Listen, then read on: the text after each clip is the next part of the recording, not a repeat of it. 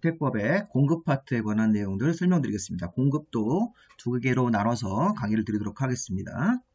자, 주택의 공급 파트는 우리 주택법에 따라서 건설된 주택을 말 그대로 공급을 하는 겁니다. 자, 우리나라는 기본적으로 청약제도가 있기 때문에 선분양, 그러니까 청약통장을 가입하고 일정 기간 지나서 순위를 얻어가지고 공급하는 방식의 원칙입니다. 자, 그래서 기본적으로 청약통장 가입해서 새 아파트를 공급받는 건데, 그렇게 공급을 받으려면 입주자 모집 승인 같은 거를 받아야 됩니다. 건설회사가 모델하우스를 오픈해가지고 아파트를 공급할 때 입주자 모집 승인을 받고 모델하우스를 오픈하는 겁니다. 자, 그리고 입주자 모집을 할 때는 이런 마감자재 목록표라는 거를 시군구청장한테 제출을 해야 됩니다.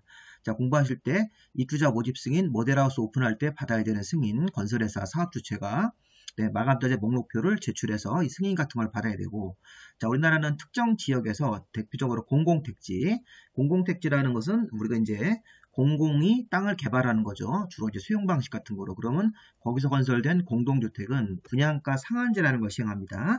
정식 명칭은 분양가격 제한제도입니다. 이 분양가 상한제가 굉장히 중요합니다.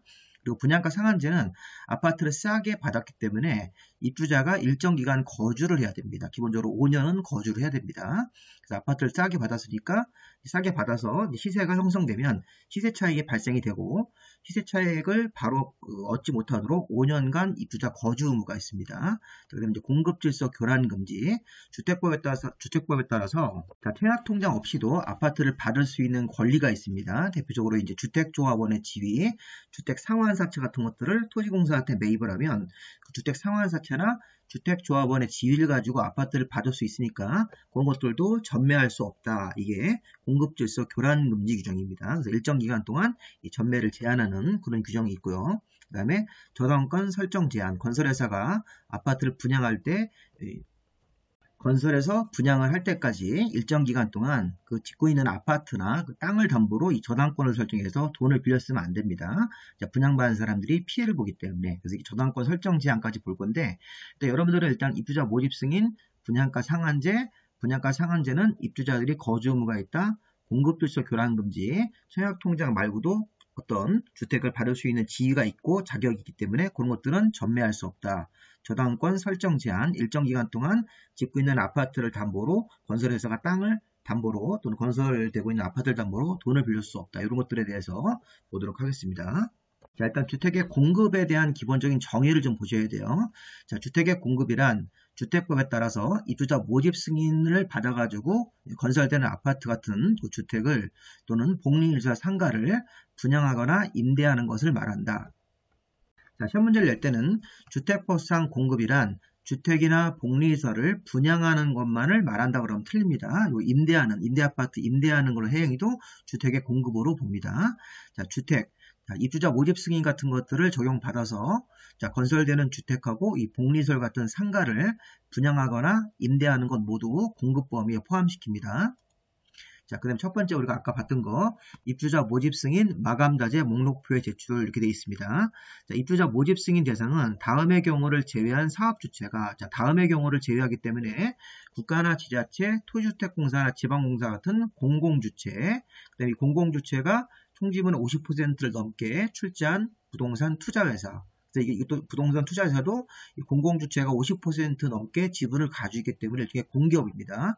국가나 지자체 이런 공기업들을 제외한 나머지 사업주체가 사업계획 승인을 받아서 주택 같은 것들을 입주자 모집, 즉 모델하우스 오픈을 하려면 시군구청장한테 입주자 모집 승인을 얻어야 됩니다. 그러니까 기본적으로 이렇게 공공주체를 제외한 민간사업주체가 주택을 건설을 해서 입주자 모집 같은 거, 모델하우스 같은 거 지어서 선분양을 하려면 입주자 모집 승인을 받아야 됩니다. 자, 그 다음에 이 복리시설, 상가 같은 걸 분양할 때는 입주자 모집 승인이 아니라 신고사항이라고 보셔야 되겠네요. 자, 시험 문제에 나왔던 형태는 이겁니다. 자, 입주자 모집 승인 대상에서 토지주택공사나 지방공사도 입주자 모집 승인을 받아야 된다 그러면 틀립니다. 토지주택공사나 지방공사는 여기 제외되어 있기 때문에 입주자 모집 승인을 안 받고도 모델하우스 같은 거 오픈할 수 있고요. 그리고 또 하나 조심할 거는 이 복리시설은 신고사항이라는 겁니다. 상가 같은 것들은 이 승인보다 간단한 절차의 신고사항으로 입주자 모집을 할 수 있다는 것이죠. 상가 분양할 때는 신고사항입니다. 하나 더 볼 것은 요 가로 안에 있는 거. 사업계획 승인을 받아서 건설되는 주택은 이렇게 입주자 모집 승인을 받아서 입주자 모집을 해야 되는데 요 가로 안에 있는 것은 건축 허가를 받아서 짓는 이게 주상복합 아파트입니다. 쉽게 얘기하면 건축 허가를 받아서 짓는 주상복합 아파트도 포함해서 입주자 모집 승인을 받아야 됩니다. 여기 보시면 건축 허가를 받아서 주택 외의설이 상가입니다. 상가하고 주택을 동일한 건축물로 건축하는데 이 주택수가 이 사업계획 승인 이상으로 짓는 거기 때문에 30개 이상 주택이 포함된 이런 주상복합 같은 것들을 짓는 것도 이 입주자 모집 승인을 받아야 되는 것입니다. 이렇게 그래서 건축 허가를 받아서 입주자 모집 승인 같은 것들을 여기 주상복합을 지을 때도 입주자 모집 승인 같은 걸 받아야 된다. 주택수가 30개 이상이기 때문에. 결론적으로 이 지문에서는 어떤 시험 문제가 나올 수 있냐면 토지주택공사나 지방공사, 국가지자체도 입주자 모집 승인을 받아야 된다고 그러면 틀린 것이고요. 복리시설도 입주자 승인 대상이라고 걸리면 틀린 것입니다. 복리시설은 신고고 그 다음에 건축 허가를 받아서 이렇게 주택 외의설과 주택을 동일한 건축물로 이렇게 함께 짓는 그런 것들은 입주자 모집 승인 대상에서 제외된다고 그러면 틀립니다. 포함시키는 겁니다. 그런 세 가지 형태로 정리를 하시면 되겠습니다. 자, 입주자 모집 승인은 언제 신청하는 거냐면 우리 앞에서 배웠던 등록사업자나 비등록사업자가 30개 이상 주택을 지을 때 기본 설계 도면을 가지고 사업계획 승인을 신청하죠. 사업계획 승인을 받으면 착공신고하고 5년 안에 공사를 착수해야 됩니다. 5년이란 긴 시간이 있으니까 사업계획 승인을 받으면 입주자 모집 승인 신청이라는 걸 합니다. 우리나라는 아파트가 다 완공돼서 분양하는 게 아니라 선분양도 되기 때문에 이런 등록사업자 같은 사업주체가 이런 사업계획 승인을 받았습니다. 사업계획 승인을 받으면 입주자 모집 승인 신청이라는 걸 해서 신구청장이 이 승인을 내주면 바로 모델하우스가 오픈이 되는 거죠. 그래서 모델하우스 오픈이 돼가지고 아파트가 100% 분양이 되면 정상적으로 착공신고가 바로 들어가겠죠. 계약금이라든가 중도금이 들어오기 때문에. 그래서 그러니까 미분양이 나면 굉장히 오랜 시간 동안 우리가 견본주택이 유지되는 경우도 있습니다. 어쨌든 이 사업계획 승인을 받고 나서 입주자 모집 승인 신청이 들어간다고 생각하시면 되겠습니다. 승인 나오면 모델하우스 오픈하는 거죠. 승인이 두 개네요. 자, 건설할 때 설계 도면을 심사받는 사업계획 승인이 있고 모델하우스 오픈하기 전에 받아야 되는 입주자 모집 승인이 있으니까 입주자 모집 승인은 시군구청장한테 받는 거고 사업계획 승인은 뭐 시도지사나 대도시 또는 국토부장한테 받는 거라고 앞에서 배웠습니다.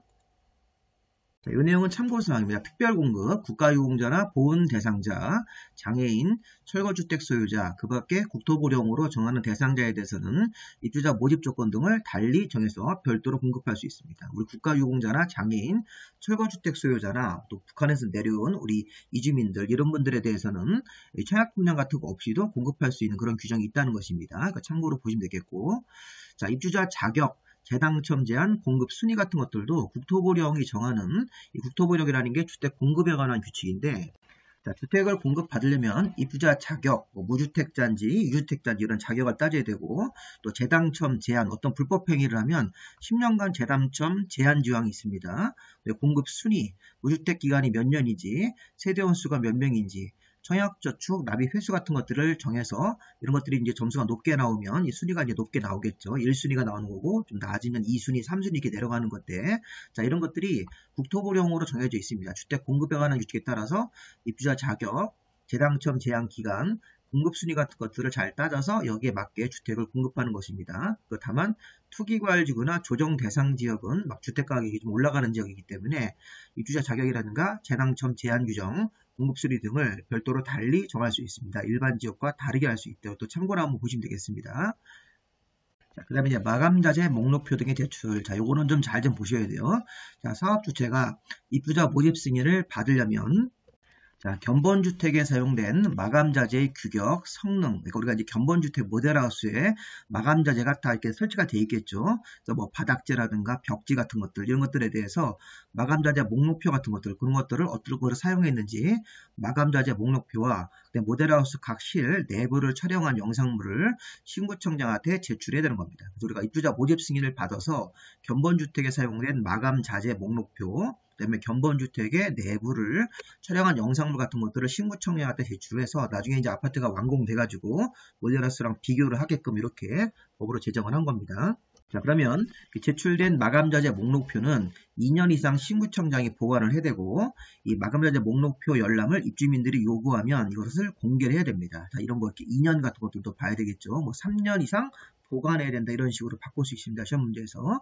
우리가 사업주체가 입주자 모집 승인 같은 것들을 받으려면 모델하우스 오픈하기 위해서 입주자 모집 승인을 받으려면 마감자재 목록표, 그 다음에 이 견본주택의 내부를 촬영한 영상물을 만들어서 신구청장한테 제출해야 된다. 의무 규정입니다. 그리고 이제 우리 공공사업 주체는 이 입주자 모집 승인을 받지 않기 때문에 견본주택을 건설할 때 이런 것들을 마감자재 목록표 같은 것들을 제출해야 됩니다. 만약에 시험 문제에서 공공사업 주체는 견본주택 같은 것들을 건설하더라도 마감자재 목록표라든가 이 영상물을 제출하지 아니한다 그러면 틀립니다. 이 공공사업 주체도 입주자 모집 승인은 받지 않지만 이런 것들을 만들어서 제출해야 됩니다. 뭐 견본주택을 건설하는 경우에 마감자재 목록표가 제출되면 2년 이상 보관해야 되고 입주민들이 이 목록표를 요구하면 공개를 해야 되는 것입니다.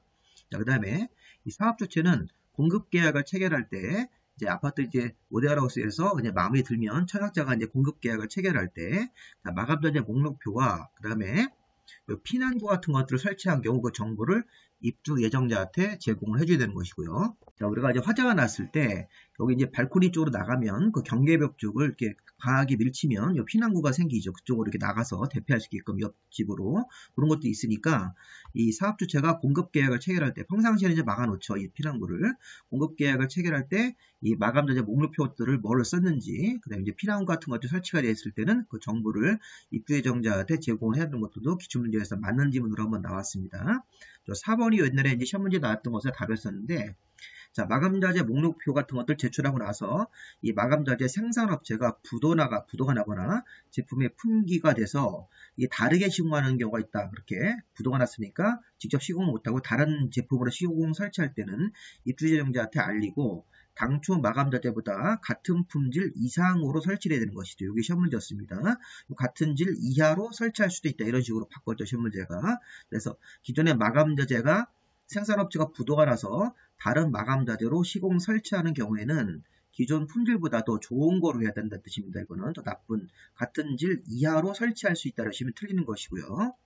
그 다음에 사업주체가 주택을 공급하는 경우 벽지나 바닥재 같은 것들, 주방용구나 조명기구 같은 것들을 제외한 가격을 따로 제시를 해야 돼요. 요즘에는 이제 다 아파트 인테리어를 또 따로 하고 들어가는 경우도 많이 계시니까. 자, 신규 아파트라고 하더라도 벽지나 바닥재가 기존 것이 마음에 안 들거나 주방용구나 조명기구를 별도로 설치하려는 입주 예정자가 있기 때문에 그거를 제외한 가격을 따로 제시해서 그거로 계약할 수 있게끔 입주자가 선택할 수 있게끔 해야 되는 것이고요. 자, 그 다음에 사업주체가 이 공급하는 주택에 대해서 표시 광고 같은 걸 했을 때 이 표시 광고 4번도 신구청장한테 제출해야 되는 거고 이 광고 4번도 2년간 보관을 해야 되겠죠. 그래서 신구청장은 아까 제출한 마감자재 목록표하고 이 광고 표시 광고한 4번도 2년간 보관을 해야 된다는 것들도 보시면 됩니다. 이 부분도 2년 이상이 맞네요. 2년 이상 보관을 해야 된다. 이렇게 보시면 되겠습니다. 자, 그래서 우리가 기본적으로 이렇게 마감자재 목록표하고 표시 광고 같은 것들을 사업주체가 했을 때는 신구청장은 이건 제출을 받아서 2년 이상 보관해야 되는 것 이렇게 두 가지 다 2년 이상 보관을 해야 되는 것입니다. 자, 그다음에 공급 업무의 대행 같은 것들은 자, 이것도 참고사항으로 보시는데 뭐 기출문제가 나온 적은 없습니다. 자, 사업주체가 주택을 효율적으로 공급하기 위해서 주택 공급 업무의 일부를 제3자한테 대행하게 할 수 있는데 다만 요 가로 안에 있는 것들은 의무적으로 이렇게 등록사업자 같은 사람들을 의무적으로 분양 대행자 같은 사람들로 선정을 해야 된다. 이렇게 의무조항이 하나 걸려 있는 겁니다. 자, 원칙적으로 주택 공급 업무의 일부는 제3자한테 대행을 하게 할 수 있죠. 자, 그런데 요 가로 안에 있는 것들은 뭐 의무적으로 대행을 해야 된다. 여기 번호 1, 2, 3, 4번한테 의무적으로 대행을 해야 됩니다. 어떤 업무냐면 입주자 자격 같은 것들을 확인하는 그런 서류, 공급 순위 같은 것들을 확인하는 서류 이런 것들에 대해서 국토부령으로 별도로 정하고 있습니다. 입주자 자격을 확인할 수 있는 서류, 공급 순위 같은 것들을 서류 같은 것들을 확인하는 이런 업무는 다음 분양 대행자를 의무적으로 정해야 된다. 이게 주택법상 등록을 한 사업자, 건설산업기본법상 등록한 자, 정비법상 정비사업 전문 관리업자, 부동산 개발업 관리 육성 법률에 따른 등록사업자인데 결론적으로 어떤 등록사업자, 각 법률별로 국토부장 여기 등록을 한 이런 사람들한테 의무적으로 맡겨야 되는 업무도 있다는 것이니까 이건 참고로 한번 보시기 바랍니다.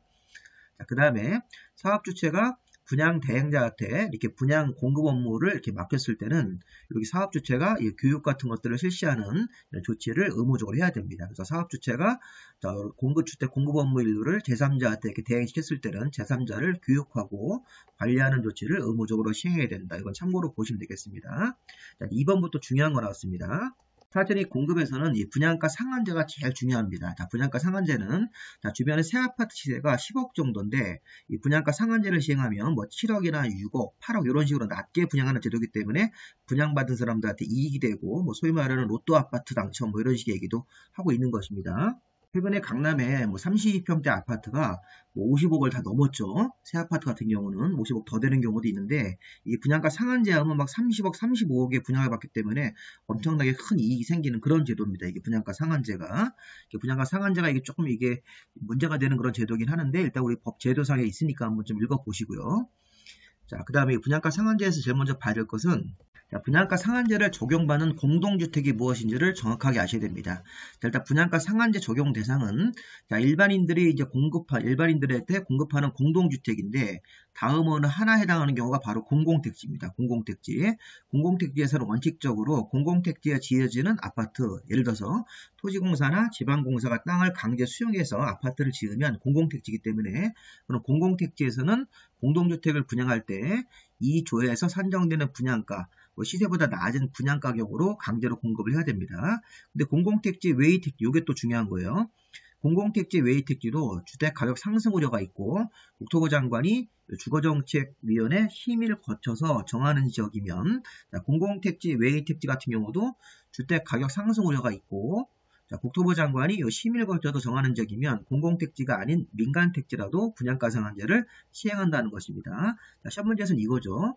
자, 분양가 상한제는 공공택지에서 건설되는 공급되는 공동주택에 대해서만 분양가 상한제를 시행한다고 그러시면 안 됩니다. 공공택지 외의 택지도 국토부 장관이 심의를 거쳐서 정하는 지역이면 분양가 상한제를 시행하는 것입니다. 자, 기존에 개정된 사항은 기존에 있었던 제도는 폐지가 됐습니다. 작년에는 여기에 3번에 보시면 도심 공공주택 복합지구 주거재생 혁신지구라는 것도 있었는데 그런 건 다 폐지가 됐으니까 그냥 무시하시고 이 두 가지가 분양가 상한제를 적용받는 대상 대지다. 공공택지에서는 원칙적으로 전면 시행이고 공공택지 외의 택지도 국토부 장관이 이렇게 심의를 거쳐서 정하는 지이면 분양가 상한제를 시행할 수 있다는 것입니다. 자, 근데 문제는 뭐냐면 여기 분홍색 체크한 거 요거. 자, 공공택지 외의 택지인데 주택가격 상승 우려가 있어서 국토부 장관이 정하는 그런 지역이 구체적으로 우리 법에 나열되어 있습니다. 어떤 지역이냐면 자, 공공택지 외의 택지에서 분양가 상한제 시행 대상은 세 가지 조건이 맞으셔야 돼요.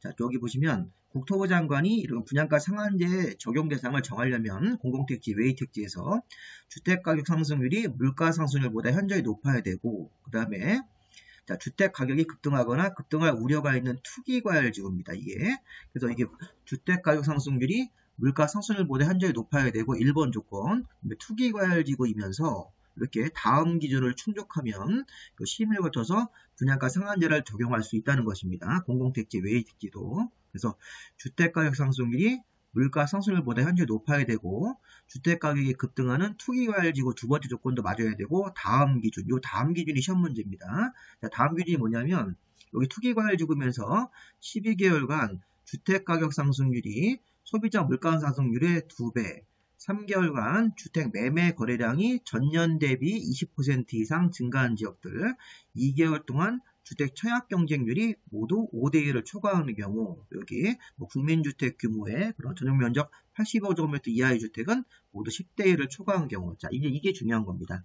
자, 이 부분을 우리 어떻게 봐야 되냐면 이 민간택지에서도 분양가 상한제를 시행하려면 기본적으로 투기과열지구면서 자 12개월간 1년간 아파트 분양가 상승률이 소비자 물가 상승률의 2배를 초과한 적이니까 12개월 나오면 2배, 요 2배가 가로놓기 시험 문제입니다. 이게 30회 때. 3개월간 주택 매매 거래량. 자, 위에 거는 주택 가격 상승률과 소비자 물가 상승률을 비교해서 1년간 2배를 초과한 적이고, 요거는 3개월을 조사해가지고 주택의 매매 거래량이 자, 전년도 같은 동기, 같은 기간 동안 비교해서 만약에 이제 이번 연도에 9, 10, 11월 이렇게 3개월을 비교했을 때 전년 동기랑 비교해가지고 또 같은 기간을 비교해서 20% 이상 주택 매매 거래량이 증가한 지역들 그 다음에 2개월을 조사해서 주택의 월평균 청약 경쟁률이 자 모두 5대1을 초과하거나 그 다음에 해당 지역의 국민주택 규모의 주택만 조사해서 월평균 청약 경쟁률이 2개월간 모두 10대1을 초과한 경우 이렇게 그러니까 이것도 2개월 동안 5대1, 2개월 동안 10대1 이런 식으로 해가지고 숫자를 외우셔야 됩니다.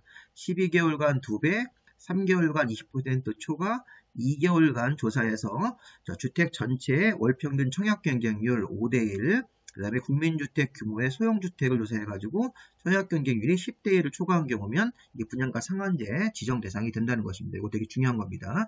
12개월간 2배, 3개월간 20%, 2개월 동안 5대1, 10대1 이런 식으로 해가지고 가로를 이렇게 만들어 놓고 시험 문제를 출제하는 것입니다. 자, 이러한 조건이 맞으면 국토부 장관이 민간 택지에서도 분양가 상한제를 시행할 수 있습니다. 그럼 국토부 장관이 분양가 상한제 같은 것들을 이제 시행하는 지역을 정할 때는 시도지사 의견을 들어야 되고, 국토부 장관은 분양가 상한제 적용 지역으로 계속 지정할 필요가 없다고 인정이 되면 해제를 의무적으로 해야 됩니다. 이런 필요가 없다고 인정이 되면. 그리고 이제 해제 요청도 할 수 있죠. 국토부 장관이 이렇게 분양가 상한제 지역 같은 걸 하면 이게 이제 아무래도 좀 지역격이 어려워지기 때문에 그 시도의사나 신구청장 같은 지방자치단체장이 주택 가격이 안정되었다, 이런 확인이 되면 국토부 장관한테 해지를 요청할 수 있고, 국토부 장관은 분양가 상한제를 좀 풀어달라 이런 식으로 해지 요청이 들어왔을 때는 40일 정도 안에 심의를 거쳐서 해제 여부를 결정하는 거기 때문에 40일도 굉장히 특이한 기간입니다. 우리 공부에서는 뭐 14일, 30일이 나오는데 이렇게 40일 같은 것도 있으니까 이런 부분도 한번 확인해 보시기 바랍니다. 해제 요청이 들어왔을 때 민간 택지에서 분양가 상한제를 좀 풀어달라 이렇게 해지 요청이 들어오면 40일 정도 안에 심의를 거쳐서 해제 여부를 결정을 해야 되는 것입니다. 자, 그 다음에 이제 분양가 상한제 적용 대상의 제외. 자, 이거 잘 보십시오. 우리가 앞에서 이게 공공택지에서 공동주택을 건설 공급할 때는 분양가 상한제를 해서 싸게 아파트 분양해야 되고, 공공택지 외의 택지도 국토부 장관이 정해서 별도로 심의를 거쳐서 정하는 적이면 분양가 상한제를 시행해서 공동주택을 분양을 하는데, 그런데 공공택지라도 이런 도시형 생활주택, 공공택지지만 경제 자유구역에서 별도로 심의받은 주택이면 분양가 상한제를 적용하지 않습니다. 자, 분양가 상한제를 적용하지 않으면 누가 좋은 건가요? 자, 이거는 일반 주변 시세 아파트 시세만큼 분양을 하기 때문에 사업주체가 좋은 겁니다. 사업주체가 돈을 더 많이 벌 수 있으니까. 결국 분양가 상한제를 시행하면 사업주체가 이익이 좀 적지만 이 분양가 상한제에서 빼주면 사업주체가 어느 정도 주변 시세에 맞춰서 분양하기 때문에 수입이 생긴다는 그런 의미입니다. 자, 그럼 이제 도시형 생활주택 같은 경우는 분양가 상한제를 적용받지 않고, 자, 분양가 상한제 같은 경우에서 제외가 됩니다. 주변 시세에 맞게 분양하게끔. 자, 경제 자유구역에서 공급하는 공동주택인데 이렇게 여기 외자유치랑 관련돼 가지고 별도의 위원회가 인정해서 심의 의결한 주택이면 경제 자유구역도 심의 같은 걸 받으면 분양가 상한제를 적용받지 않고 비싸게 분양할 수 있죠. 아무래도 경제 자유구역에서는 외국인들이 분양받는 경우도 많기 때문에 그때는 제값을 받고 분양하는 겁니다. 자, 관광특구에서도 50층 이상으로 공동주택을 지어서 공급하거나 높이가 150m 이상으로 공급하는 공동주택이면 분양가 상한제에서 제외가 됩니다. 자, 여기 4번, 5번, 6번, 7번을 잘 보십시오. 한국토주택공사나 지방공사가 공공성이 있는 정비사업의 사업시행자로 참여해서 주택을 분양할 때는 이런 토주택공사가 돈을 좀 벌 수 있게끔 분양가 상한제에서 빼주는데, 자, 이건 무조건 다 빼주는 건 아니고, 자, 토주택공사나 지방공사가 공공성이 있는 정비사업에 들어가서 사업시행자로 들어가서 주택을 분양을 하는데, 문제는 이게 소규모입니다. 소규모. 자, 정비구역의 면적이 2만 제곱미터 미만 또는 아니면 공공성이 있는 정비사업의 200세대 미만으로 주택을 건설할 때, 여기 2만이든 200세대 미만 이 둘 중에 하나만 맞으면 되겠죠. 또는이기 때문에 두 개만 하나만 맞으면 이게 소규모 공공성 있는 정비사업으로 보고, 사업주체가 토지주택공사나 지방공사니까 어느 정도 돈을 벌 수 있게끔 분양가 상한제에서 제외시켜주는 거죠. 이렇게 해석하시면 되겠습니다. 자, 그 다음에 이제 작년도랑 개정된 게 3개가 있는데, 작년도에는 공공재개발 사업 같은 걸 해서 주택을 이제 일반 분양하면 분양가 상한제에서 제외됐는데 여기 추가됐습니다. 주거환경 개선 사업으로 일반 분양 같은 거 할 때도 분양가 상한제에서 제외가 되고요. 그 다음에 그 6번 같은 경우는 개정된 사항이 뭐냐면, 작년도에는 주거재생혁신지구에서 혁신지구 재생사업으로 원래는 10,000제곱미터라는 그런 사이즈 제한이 있었습니다. 10,000제곱미터 미만이라는 게 폐지가 됐습니다. 앞으로 그냥 여기 혁신지구 재생사업이면 규모에 관계없이 분양가 상한제에서 제외가 되고, 7번은 새로 생긴 거죠. 자, 도심 공공주택 복합사업에서 건설 공급하는 경우도 공익성이 있는 사업이기 때문에 돈을 좀 벌어서 좋은 일에 쓰게끔 분양가 상한제에서 빼주는 겁니다. 자, 우리 분양가 상한제에서 빼주는 거 다시 한번 잘 보셔야 됩니다. 이거 도시형 생활주택, 경제 자유구역에서 심의 의결한 주택, 관광특구에서 50층 이상 또는 관광특구에서 150m 이상 둘 중에 하나만 맞추시면 되겠습니다. 한국토지주택공사나 지방공사가 정비사업의 시행자로 참여하는 건데, 자, 이게 소규모 공공성이 있는 정비사업이니까 2만 제곱미터 미만 또는 이 정비사업 자체가 200세대 미만으로 주택을 건설해 공급할 때는 이 소규모 정비사업으로 보고 분양가 상한제에서 빼줍니다. 자, 주거환경 개선 사업 또는 공공재개발 사업입니다. 공공재건축 들어가시면 안 됩니다. 공공재개발, 주거환경 개선 사업 같은 것들로 공급을 할 때 일반 분양으로, 자, 혁신지구 재생사업 같은 경우도 면적에 관계없이 분양가 상한제에서 빼줍니다. 자, 도심 공공주택, 복합사업 같은 경우로 주택을 건설할 때도 돈을 좀 벌 수 있게끔 분양가 상한제에서 제외가 되는 것입니다. 우리 분양가격 공시의무 이렇게 되어 있습니다. 자, 기본적으로 이 분양가격은 일반적인 분양가 상한제, 우리 여기서도 이제 보실 게 뭐냐면 이 분양가 상한제 적용주택의 분양가격은 택지비와 건축비로 구성이 되는 거고, 토지임대후 분양주택의 분양가격의 구성은 건축비료만 구성을 하는, 요게 이제 시험 문제 한번 나왔던 개념인데, 뭐 다른 특별한 말은 아니고, 일단 분양가격, 분양가 상한제 적용주택 같은 경우는 이 아파트를 싸게 받는 거기 때문에 그 분양가격이 얼마가 나왔는지를 이 땅값, 택지비하고 그다음에 건축비로 나눠서 이거를 구성을 하고 이거를 나중에 이제 공개도 해야 됩니다. 공시해야 되는 것입니다. 근데 토지임대부 분양주택 같은 경우는 분양가격이, 자, 우리 토지임대부 분양주택은 우리 앞에서 개념을 아시죠? 토지는 토주택공사 같은 사업 주체할 때 빌려서 임대차 계약을 체결하고, 자, 건물만 분양받는 제도 아닙니까? 그래서 분양가격 구성 자체를 건축비료만 구성하도록 되어 있습니다. 자, 일반적인 분양가 상한제 같은 걸 적용받는 일반적인 아파트 같은 경우는 분양가격이 택지비와 건축비로 이렇게 나눠서 구성이 되는 거고, 토지임대부 분양주택 같은 경우는 분양가격이 건축비로만 이렇게 구성되어 있다는 건 기본적으로 구분을 좀 하시면 되겠습니다. 자, 문제는 요겁니다. 자, 이 분양가 상한제 적용주택 같은 경우를 공공택지에서 공급하는 경우에는 사업주체가 입주자 모집 승인을 받고 이 모집 공고에다가 택지비, 공사비, 간접비가 얼마인지를 공시하도록 되어 있는 것입니다. 자, 우리가 분양가 상한제 아파트는 싸게 아파트를 받았기 때문에 이 분양 가격이 어떻게 나왔는지를 외부로 공개하라는 겁니다. 공개.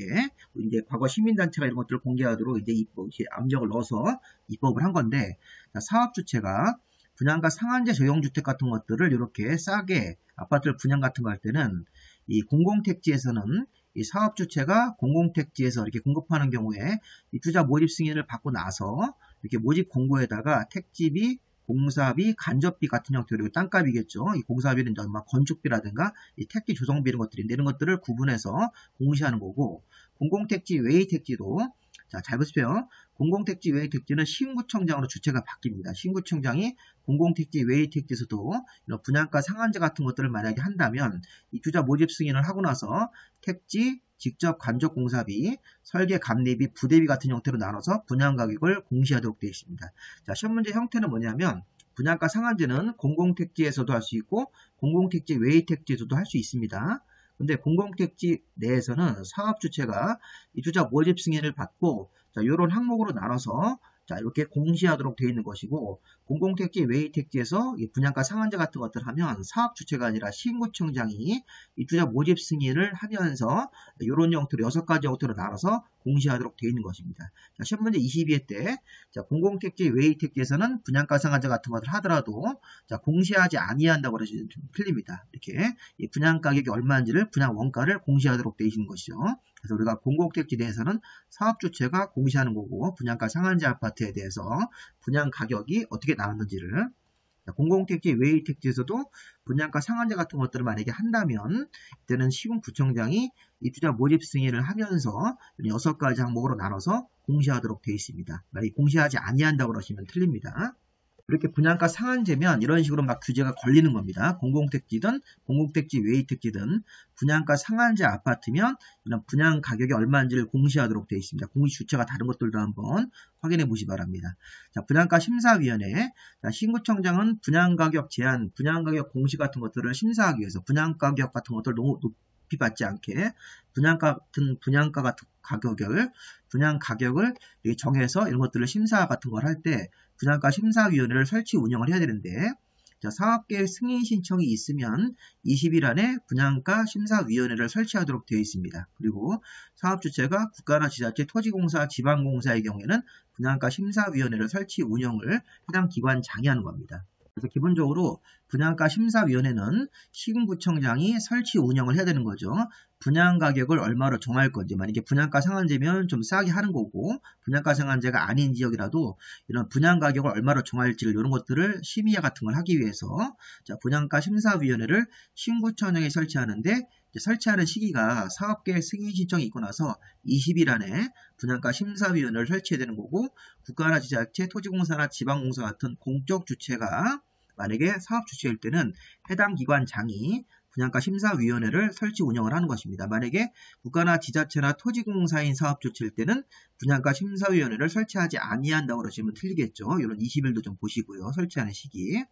시군구청장은 입주자 모집 승인, 모델하우스 오픈 승인 같은 거 할 때 심사 결과에 따라서 승인 여부를 결정을 해야 됩니다. 만약에 분양가 심사위원회가 분양가가 지나치게 너무 높은 것 같다 그러면 거부 약간 부정적인 의견을 내면 승인을 안 나오는 경우도 있다. 이렇게 생각하시면 되겠습니다. 우리나라에 이렇게 분양가 아파트를 모집하기 위해서 이런 입주자 모집 승인 같은 걸 하고 이 모집 승인을 하는 그런 여러 가지 그 자료의 안에는 분양가 심사위원회가 심사한 그런 결과 같은 것들을 다 확인해서 승인 여부를 결정하도록 되어 있는 것이니까 분양가 심사위원회도 한번 좀 보시 바랍니다. 그 다음에 우리가 입주자 등의 거주 의무. 자, 이 부분도 분양가 상한제랑 관련 있는 조항입니다. 자, 입주자는 아파트를 싸게 분양받았을 때는 일정 기간 동안 거주해야 되는데 거주 기간이 5년입니다. 5년 잘 기억하셔야 되고 또 입주하는 기간도 3년 정도 안에는 입주를 해야 되는 것입니다. 입주 가능한 날로부터. 자, 3년과 5년이라는 거를 잘 기억하시기 바랍니다. 올해 이거 나올 가능성이 있습니다. 자, 입주자 거주 의무라는 것은 다음 어느 하나에 해당하는 주택이 이거네요. 자, 수도권입니다. 수도권에서 분양가 상한제 아파트 같은 것들을 적용받아서 아파트를 분양받는 입주자들은 아파트를 싸게 받는 거죠. 수도권, 서울, 인천, 경기도권에서 분양가 상한제 아파트, 싸게 아파트를 분양받는 사람들은 5년 정도 이내에서 거주 의무 기간이 있습니다. 그 기간 동안 의무적으로 거주하기 때문에 최대 5년간 거주해야 되고 이 사람들은 그리고 입주할 때도 최초 입주 가능한 날로부터 입주자들은 아파트를 싸게 받는 사람들은 거주 의무자라고 딱 하고 거주 의무자가 최초로 입주 가능한 날로부터 3년 정도 이내에는 입주를 해야 되는 것입니다. 이렇게. 그래서 여기 보시면 아파트가 입주 가능한 날이 확인이 되면 3년 정도 안에는 빨리 입주를 해야 되는 것이고 입주하고 나서 5년 정도 기본적으로 최대 5년까지는 거주를 해야 되는데 이 거주 기간이 정해져 있습니다. 자, 그리고 하나 더 볼 것은 수도권에서 분양가 상한제 아파트를 싸게 분양받는 여기 입주자들, 거주 의무자들만 있는 게 아니라 거주 의무가 3월 19일부터 토지임대 분양주택, 자, 토지는 빌리고 건물만 분양받는 주택도 아파트를 싸게 분양받기 때문에 거주 의무가 생겼습니다. 자, 그럼 이제 보시면 이 거주 의무 기간이 여기 5년, 3년, 3년, 2년이니까 이런 것들을 한번 잘 보시 바랍니다. 토지임대 분양주택은 무조건 5년으로 딱 고정이 되어서 발표가 됐고요. 자, 수도권 내에서 분양가 상한제, 좀 전에 우리가 이 수도권 내에서 분양가 상한제 적용주택이면 거주 의무 기간이 여기 5년이 최대인데, 5년 이내인데, 여기 보시면, 자, 분양가격이 만약에 주택 매매 가격의 80% 미만, 굉장히 싸게 받은 겁니다. 예를 들어서, 자, 인근 지역의 주택 매매 가격이 10억인데, 10억보다 80% 미만이면 뭐 7억 5천 이런 식으로 싸게 봤을 때는 2억 5천의 차익이 생기기 때문에 5년 정도 거주 의무 기간이 있는 것이고, 자, 인근 주택 매매 가격이 10억인데 분양 가격이 80% 이상 뭐 100% 미만일 때는 3년이 되겠네요. 자, 수도권 공공택지에서 그다음 만약에 인근 주택의 매매 가격이 10억인데 분양 가격이 매매 가격의 80% 이상이니까 뭐 8억 5천 이렇게 형성됐을 때는 차익이 2억이나 뭐 1억 5천 나오기 때문에 거주 의무 기간이 좀 짧습니다. 3년으로. 아까 80% 미만일 때는 5년입니다. 다만 이게 이제 수도권에서 공공택지, 외의택지에서 분양가 상한제로 싸게 받았을 때는 같은 요 범위를 잡아서 3년, 2년인데 이 앞부분이 더 중요합니다. 자, 거주 의무 기간 최대 5년인데 무조건 5년은 아니죠. 수도권 내에서 분양가 상한제로 싸게 아파트를 분양받았다. 그게 이제 공공택지하고 공공택지, 외의택지로 나눠지는데, 자, 공공택지일 때는 분양가격이 인근 지역의 주택 매매 가격의 80% 미만, 예를 들어서 인근 주택 매매 가격이 10억인데 분양 가격이 뭐 7억이라든가 7억 5천 이런 식으로 80% 미만을 봤을 때는 시세 차익이 뭐 3억이라든가 2억 5천 생길 수 있으니까 5년 정도는 거주 의무 기간이 생기는 거고, 자, 이렇게 비율 자체가 80% 이상 100% 미만일 때는 3년 정도 거주 의무 기간이 생긴다 이렇게 보시면 되겠습니다. 이게 이제 공공택지, 외의택지로 오시면 같은 범위를 잡아서 3년 이내로 줄어드는 거고 토지 임대 분양주택은 무조건 5년으로 고정이 되어 있습니다. 이제 거주 의무기가 5년, 3년 이런 걸 채울 때 다음과 같은 부득이한 사유가 있을 때는 거주 의무기간으로 거주한 것으로 인정이 되는 것입니다. 자, 또 준비기간 같은 게 필요한데 그러니까 입주하기 위해서 여러 가지 준비할 그런 기간 같은 게 있지 않습니까? 만약에 뭐 인테리어를 하면 인테리어 기간 같은 것들, 또 여러 가지 뭐 자금 같은 걸 맞추기 위한 그런 기간이 필요한데 기본적으로 90일을 좀 보셔야겠습니다. 이 90일까지는 거주한 것으로 기간을 보는 겁니다. 자, 수도권 분양가 상한제 같은 경우는 아까 입주 가능한 날로부터 3년 정도까지는 입주를 해야 되는 거니까 그 3년까지는 기다려주고 그거부터 90일까지, 90일, 90일까지는 기본적으로 거주를 한 것으로 보는 것이죠. 그래서 수도권 분양가 상한제 정유주택 같은 경우는 그러니까 입주 가능한 날로부터 3년까지는 입주하기 때문에 이 3년이 되는 날을 딱 기산 잡아서 90일까지는 이게 뭐 인테리어하는 기간 이런 것들은 거주한 기간으로 인정하는 거고 토지임대 분양주택은 바로 그냥 최초 입주 가능한 날로부터 90일까지는 준비기간으로 보고 뭐 이렇게 해서 거주한 것으로 보는 것입니다. 그러니까 실질적으로 아까 우리가 그래서 5년, 3년 이렇게 했지만 90일은 빼준다고 보시면 되겠습니다. 여러 가지 뭐 인테리어라든가 준비기간 같은 게 필요하기 때문에. 자, 그 다음에 5년이라든가 3년을 맞출 때 세대원이 근무나 생업, 취약, 질병 치료로 또는 해외 체류 이런 것들로 자, 이런 기간 이런 사유로 해외로 나가는 거죠. 해외로 근무지가 발령나다든가 세대원의 어떤 뭐 생업, 취약, 뭐 유학 같은 거 가는 거죠. 뭐 또 생업 같은 것도 있을 수 있고 질병 치료 이런 이유로 해외로 나가면 그 기간 동안은 거주한 것으로 보는 겁니다. 만약에 해외 근무지 발령이 뭐 2년 났다. 그래서 이렇게 다 해외로 이민 갔을 때는 그때는 거주한 기간으로 다 인정을 해주겠다는 것입니다. 자, 군인이 군복무를 하시다가 인사 발령 같은 게 나가지고 이렇게 그 해당 주택 건설 지역이 아닌 다른 지역으로 이사를 나가는 경우도 그때도 군인이 이렇게 인사 발령 때문에 나가는 거는 어떤 불가피한 사유로 인정이 돼서 거주한 기간으로 보는 겁니다. 그 다음에 세대원이 근무나 생업, 취약, 질병 치료를 위해서 다른 주택 건설 지역으로 넘어가는 거. 아까는 해외로 나가는 거고, 요거는 이제 다른 주택 건설 지역으로 나가는 건데, 이게 수도권 안에서는 안 됩니다. 이런 것들 한번 잘 보시기 바랍니다. 그래서 세대원의 근무, 생업, 취약, 질병 치료로 뭐 서울에 있다가 뭐 제주도로 근무를 나간다든가 이럴 때는 나가는 기간, 근무 기간 동안 이런 또 취약, 유학 나가는 그런 기간 동안은 국내에서도 다른 주택 건설 지역일 때 수도권 쪽 말고 지방 쪽으로 내려가는 기간 동안은 거주한 것으로 간주하는 겁니다.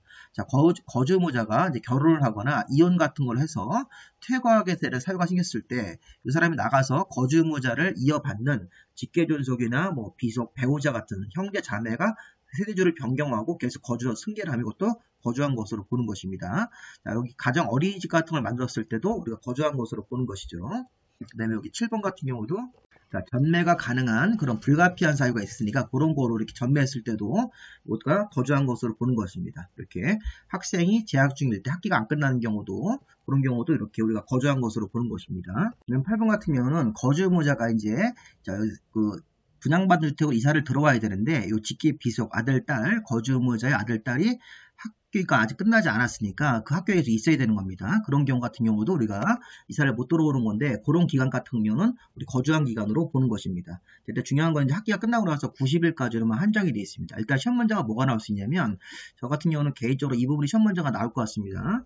자, 우리가 거주 의무 기간이 있었는데 거주 의무 기간이 이런 불가피한 사유가 있을 때는 실제 거주하지 않더라도 거주한 것으로 인정되는 거지 않습니까? 그럼 일단 90일 가성을 보셔야 돼요. 다음 중 자, 거주 의무 기간이 있더라도 부득이한 사유가 있을 때는 거주한 것으로 본다. 실제 그 집에 살고 있지 않더라도 거주한 것으로 보는 사유로 잘못된 것은 이렇게 문제가 나올 수 있습니다. 그래서 여기 보시면 수도권 분양가 상한제 같은 것들은 이렇게 여기 입주 가능한 날로부터 3년이 지나고 나서 그 다음에 90일을 줍니다. 90일까지는 거주한 것으로 보는 것이죠. 인테리어 하는 기간이기 때문에 자, 근무나 생업, 취약 같은 이유로 해외로 이민을 나가는 경우 이런 경우 군인의 인사 발령 이런 걸 이제 60일로 바꿀 수 있습니다. 시험 문제에서. 그 다음에 요 같은 경우는 세대원이 근무나 생업, 취약 같은 이유로 이사를 나가는데 이게 세대원 전원이 나가야 되고 세대원 전원이 다른 주택 건설 지역인데 이게 수도권 안에서 옮기는 건 안 된다는 것입니다. 이런 것들 좀 봐야 되겠습니다. 자, 그리고 또 보시면 여기 이제 불가피한 사유로 이사를 나가는데 이 경제적인 곤란 같은 이유로 팔고 이런 것들은 이거는 거주 의무 기간으로 볼 수가 없다는 겁니다. 그 마지막 8번 같은 경우도 요 90일까지로 한정한다. 그래서 거주의무자가 분양가 상한주택으로 들어와야 되는데 우리 아들, 딸이 아직 학교가 이전 학교에서 이제 전학을 못 나가는 겁니다. 아직 학기가 재학 중이기 때문에. 그래서 학기가 끝나고 나서 90일까지는 우리가 이사를 못 들어오더라도 실제 거주한 것으로 보는 것입니다. 그래서 시험 문제가 이런 90일 같은 것들을 낼 수 있고, 그리고 수도권 세대원 전부가 국내에서 다른 주택 건설 지역으로 나갈 때 수도권으로 들어오는 건 안 되는 것입니다. 여기도 이제 90일 같은 것들을 잘 보시고, 그다음에 또 하나 조심할 게 뭐냐면 여기서 1호를 빼고 2호부터 8호까지는 토지주택공사 같은 또는 공공사업주체한테 확인을 받아서 우리 거주 의무기간을 인정받을 수 있다는 것입니다.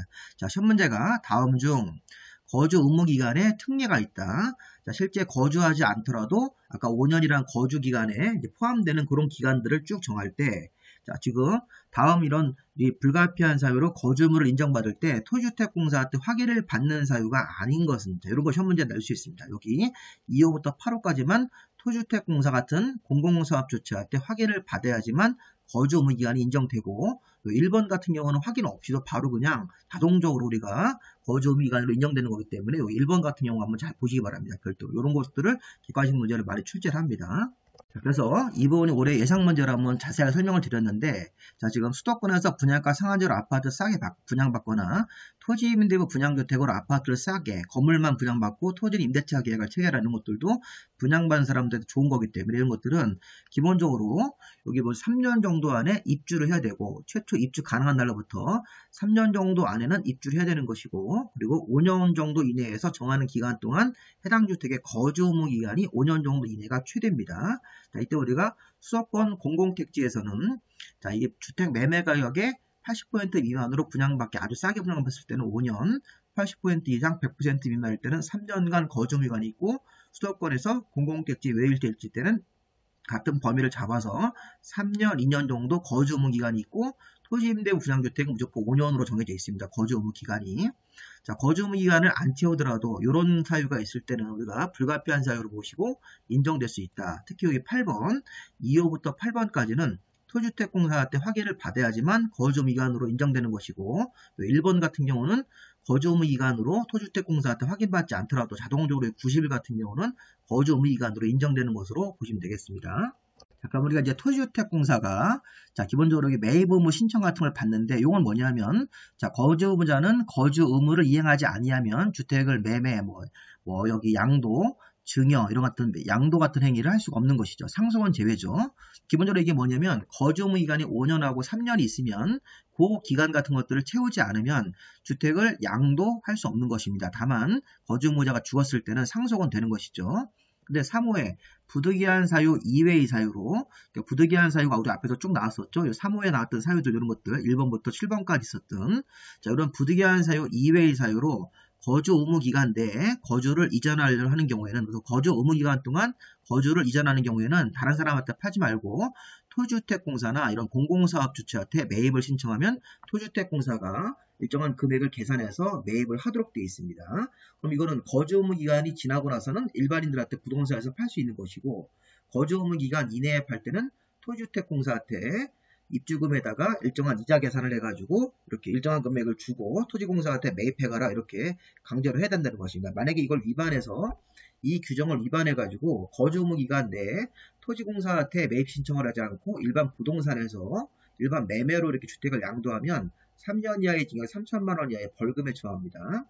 자, 그리고 매입 의무, 토지주택공사는 매입 신청을 받으면 거주 의무자의 또는 또 위반 사실 같은 걸 알게 된 경우에는, 그런 때는, 자, 위반 사실에 대한 의견 청취 같은 것들을 해서 14일 정도 의견 청취 기간을 정해서 왜 위반을 하고 있는지 이렇게, 아까 불가피한 사유가 아닌 이유로 어떤 이렇게 거주 의무를 이행하고 있지 않다든가 이런 식으로. 그래서 여기 거주 의무자가 매입 신청 같은 것들을 해서 매입 신청을 이 토지주택공사가 받거나, 또는 거주 의무자가 매입 신청을 안 했지만 어떤 위반 사실을 지금 토지주택공사가 확인했을 때는 위반에 대한 어떤 변명 같은 것들을 할 수 있게끔 의견 청취 같은 것들을 14일 이상 기간을 줘서 특별한 사유가 없으면 위반 사실에 대해서 어떤 정당한 사유가 소명되지 않거나 매입 신청을 받았을 때는 토지주택공사가 주택을 매입을 해야 됩니다.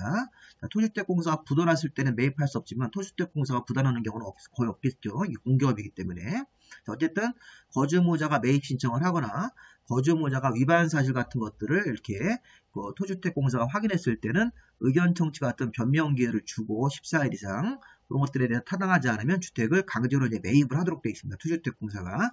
매입하는 비용은 토주택공사가 매입하는 비용은 거주 의무자가 분양가 상한제 같은 것들로 싸게 아파트를 분양받기 때문에 그가 납부한 그 입주금에다가 1년 만기 정기예금 평균 이자율을 적용을 해서 이자를 합산하는 것입니다. 만약에 이제 3년 정도, 원래 거주 의무 기간이 5년인데 3년까지만 하고 나는 이사 갔다.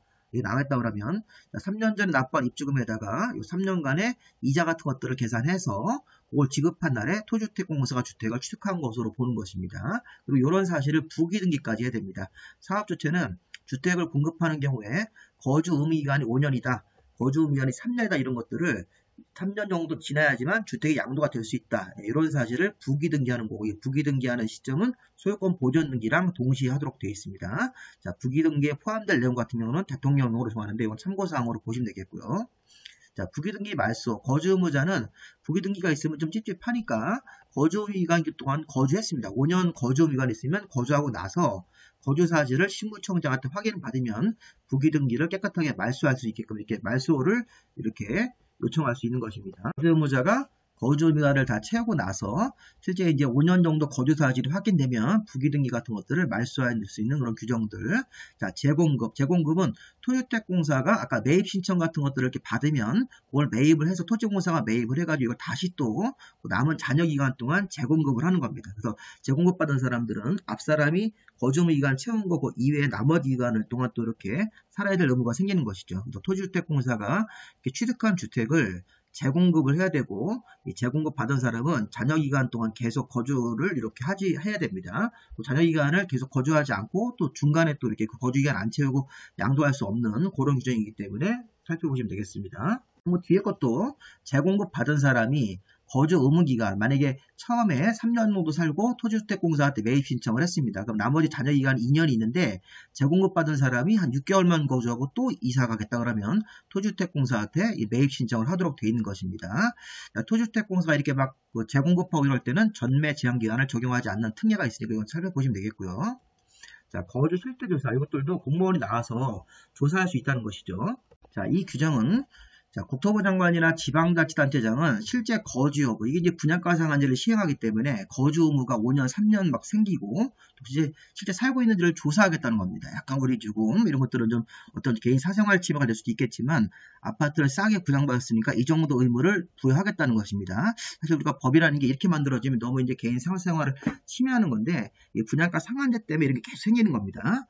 자, 국토부 장관이나 지방자치단체장은 거주 의무자가 실제 거주를 하고 있는지 확인하기 위해서 거주 의무자한테 서류 제출을 요청할 수 있고, 소속 공무원이 해당 주택에 출입할 수 있는 것입니다. 출입해서 조사하고 또 이해관계인 같은 사람들한테 질문을 할 수 있게끔 할 수 있는 것입니다. 그래서 우리가 서류 제출도 요청할 수 있고, 공무원들이 실제 그 집에 거주하고 있는지를 출입해서 조사하게끔 할 수 있는 것입니다. 남의 집에 출입 같은 거 할 때는 우리가 상당히 좀 사생활 침해가 소지가 있지만 분양가 상한제로 싸게 받았고 거주 의무 기간이 있기 때문에 그런 것들을 조사할 수 있게끔 공무원들한테 권한을 주는 겁니다. 협조 의무. 자, 서류 제출 요청받거나 조사 출입 같은 것들에 질문을 받은 거주 의무자 등은 특별한 사유가 아니면 거기에 또 따라야 되는 것이고요. 자, 정보 요청 같은 경우는 주민등록 전산 정보, 주민등록 번호라든가 외국인 등록번호 같은 것들에 대해서 또는 가족관계 등록부 이런 것들을 국토부 장관이나 지방자치단체장은 정보 제공을 단계기간에 요청할 수 있고, 이런 것들을 제출받았을 때는 거주 의무기간 같은 것들을 조사하기 위해서 특별한 사유가 없으면 기관장들이 국토부 장관이나 지자체장한테 이런 것들을 서류를 이런 전산 정보 같은 것들을 제공을 해야 되는 것입니다. 자, 출입 조사 질문 같은 거 할 때는 증표를 지니고 이해관계인들한테 그런 것들을 보여줘야 되고, 그다음에 관련 내용들이 무엇인지에 대해서 문서로 이해관계인들한테 교부를 해야 되는 것입니다. 조사자 이름이라든가 출입 시간 같은 것들을, 목적 같은 것들을 문서로 교부해야 되는 것입니다. 여기까지가 다 분양가 상한제랑 관련된 조항들입니다. 분양가 상한제 굉장히 중요합니다. 그래서 그런 것들을 한번 잘 보시고요. 자, 그다음 우리 이제 공급제서 교란금지하고 저당권 설정 제한 두 가지가 남았는데 굉장히 좀 많죠, 내용이. 자, 우리나라에서는 청약저축 통장 없이도 주택을 받을 수 있는 증서나 지위가 있습니다. 요 5가지 우리가 외우셔야 됩니다. 자, 청약통장 없이도 지역 직장조합에 들어가서 이 조합원의 지위를 가지고 있으면 그 조합원 지위를 가지고 아파트를 받을 수 있죠. 자, 주택 상환사채 우리 앞에서 배운 겁니다. 토주택공사나 이 자본금 5억 이상의 등록사업자가 주택 상환사채라는 회사채를 발행을 하고 요 사채를 가지고 있으면 요 사채에 근거해서 주택을 분양받을 수 있습니다. 자, 이런 것들은 기본적으로 양도나 양수 같은 거 하시거나 중개업자가 알선 광고해서는 안 되는 것입니다. 자, 저당이나 상속은 제외고요. 자, 지금 다음의 증서나 지위를 이해하실 때는 청약통장 없이도 주택을 받을 수 있는 지위나 증서가 있다. 주택조합원의 지위, 주택상환사채, 입주자저축통장, 청약저축통장과 청약통장을 말하는 것이고, 자, 우리가 무허건물 확인서, 무허건물을 시무청장이 강제 철거하면서 확인서를 주거나 건축물을 철거하고 이런 증명서를 주면 이 철거 증명서 같은 거라든가 무허건물 확인서를 기반으로 해서 아파트를 분양받을 수 있는 일종의 특별분양입니다. 자, 공공사업 같은 거 도로나 공원 만들면서 철거가 되고, 자, 이주대책자 확인서라는 걸 받으면 이 확인서에 따라서 주택을 받을 수 있는데, 요런 5가지는 자, 일반 분양이 아니라 일종의 특별한 주택의 분양인데, 이런 증서나 지위도 자, 투기 대상으로 할 수 있죠. 프리미엄 받고 이렇게 팔 수 있으니까 양도, 양수, 알선 광고를 제한합니다. 자, 다만 여기 주택조합원의 지위나 주택 상환사채를 담보 잡히고 돈 빌려 쓰는 거라든가 상속 같은 경우는 이런 양도 양수에 포함되지 않기 때문에 가능한 행위로 봐야 됩니다. 이건 제외되어 있으니까. 5가지는 청약통장 없이도 주택을 받을 수 있는 증서나 지위입니다.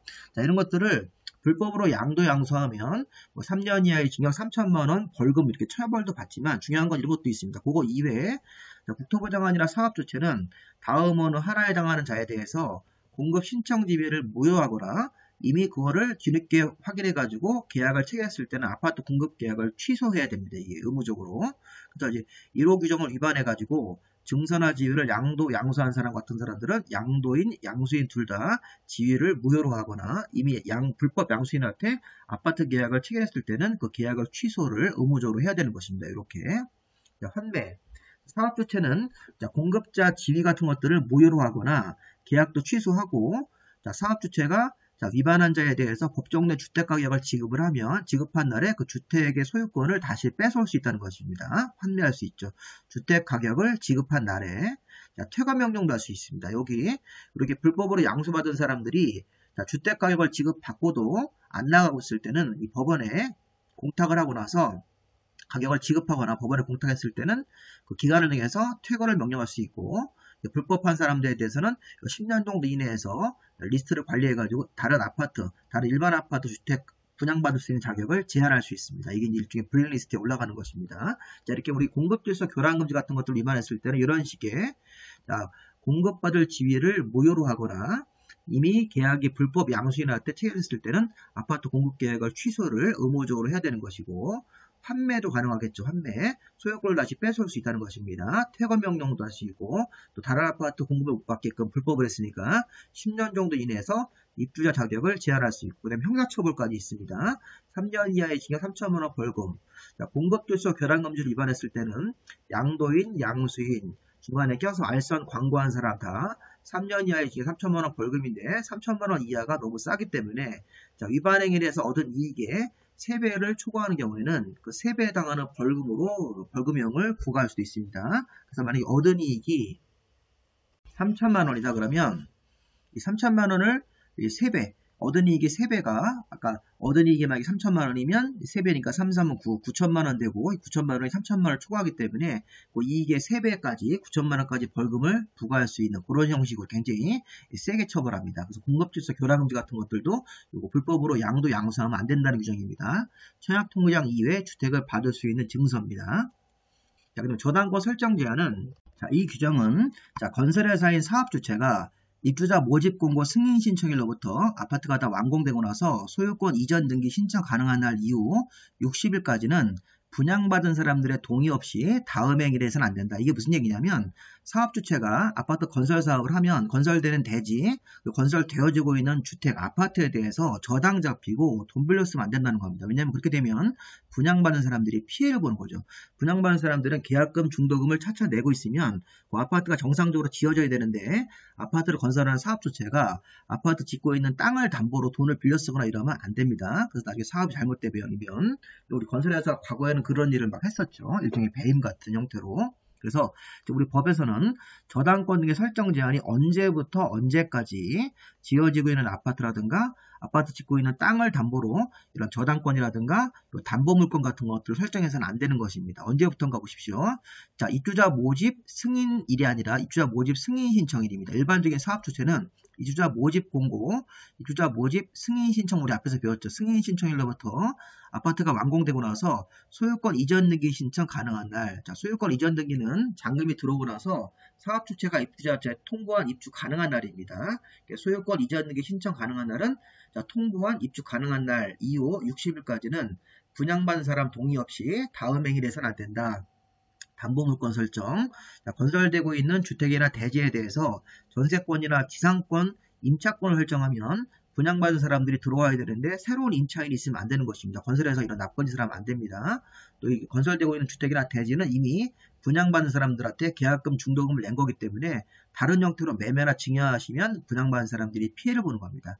자, 중요한 건 이게 저 담보물권 설정, 이런 제한물권의 설정 같은 거, 제한권, 이중으로 매매하면 안 되는 것인데 언제부터 언제까지인지를 요 표를 한번 보십시오. 자, 일반적인 주택조합일 때는 이게 좀 다릅니다. 앞에서 주택조합일 때는 사업계획 승인 신청일이고 다른 사업주체는 입주자 모집 승인 신청일입니다. 그래서 보시면 자, 입주자 모집 승인 신청일, 입주자 모집 승인일이 아닙니다. 그래서 보시면 입주자 모집 승인 신청일로부터 이렇게 해서 쭉 해가지고 아파트가 다 완공됩니다. 우리가 보시면 입주자 모집 승인 신청을 하고 승인이 나오면 우리 모델하우스가 오픈되죠. 모델하우스 오픈되고 나면 우리가 청약을 받습니다. 그래서 아파트가 100% 청약이 되면 계약금, 중도금 같은 게 쭉 들어오고 잔금이 들어오고 나서 소유권 이전 등기 신청 가능한 날, 아까 입주 예정자한테 통보한 입주 가능한 날이 거기서부터 60일까지입니다. 그래서 우리가 입주자 모집 승인이 아니라 입주자 모집 승인 신청일로부터 쭉 기산을 해서 언제까지인가 쭉 보세요. 아파트가 이제 완공이 됐습니다. 모델하우스 오픈해서 자, 계약금, 중도금 받고 잔금 받으면 아파트가 거의 다 완공되고 나서 완공된 이후에 소유권 이전 등기 신청 가능한 날로부터 60일까지는 이 기간 동안은 이 사업 주체는 저당권 같은 담보물권 같은 거 설정하시면 안 되는 겁니다. 다만 주택조합일 때는 여기 입주자 모집 승인 신청일로부터 더 빠른 사업계획 승인 신청일로부터 끝나는 기간은 같습니다.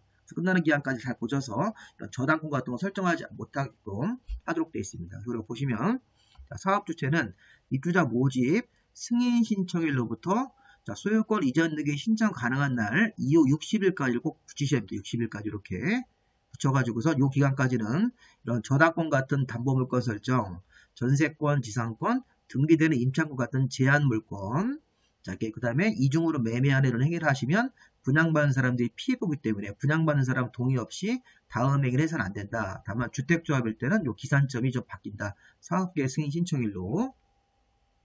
자, 그리고 자, 중도금 대출은 가능합니다. 이게 지금 사업주체가 돈 빌려 쓰는 건 안 되지만 주택 입주자한테 같은 기간 동안 주택 구입 자금의 일부를 융자하는 게 중도금 대출입니다. 중도금 대출 같은 것들을 위한 저당은 해당 주택이나 대지에다가 설정할 수 있다는 것입니다. 이렇게 금융기관으로부터 대출받는 것은 분양받는 사람들을 위한 대출이기 때문에 자, 저당권 설정 제한 같은 거 위반했을 때는 3년 이하의 징역 3천만 원 벌금이 아니네요. 이건 2년 2천만 원 이하의 벌금으로 처벌하도록 되어 있습니다.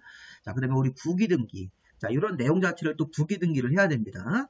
그래서 대지에 대해서는 대지는 등기부가 이미 있기 때문에 입주자 모집 공고 승인 신청과 동시에 이 뭐 양도라든가 제한물권이라든가 압류, 가압류 같은 담보물권 설정이 안 된다는 행위를 부기등기. 여기 대지는 이미 등기부가 있으니까 입주자 모집 승인 신청과 동시에 이런 내용들을 할 수 없다는 사실을 부기등기하는 거고 주택은 아파트가 완공이 돼야 되기 때문에 아직 등기부가 없으니까 소유권 보존등기가 나오고 나서 소유권 보존등기와 동시에 제한 물건이라든가 양도가 안 된다는 사실을 표시하는 거기 때문에 이 부기등기의 시기가 다르죠. 대지는 언제 하는 거냐? 등기부가 이미 있기 때문에 이 주자 모집 승인 신청과 동시에 이런 거 하는 거고, 주택은 아파트가 완공되고 나서 소유권 보존등기와 동시에 하도록 되어 있습니다. 이렇게. 근데 만약에 대지에 대해서 소유권 보존등기와 동시에 한다고 하시면 안 됩니다. 자, 여기까지 마무리하고 주택 공급은 좀 내용이 좀 짧으니까 여기 공급에 대한 내용도 바로 정리해서 올리도록 하겠습니다. 자, 수고하셨습니다.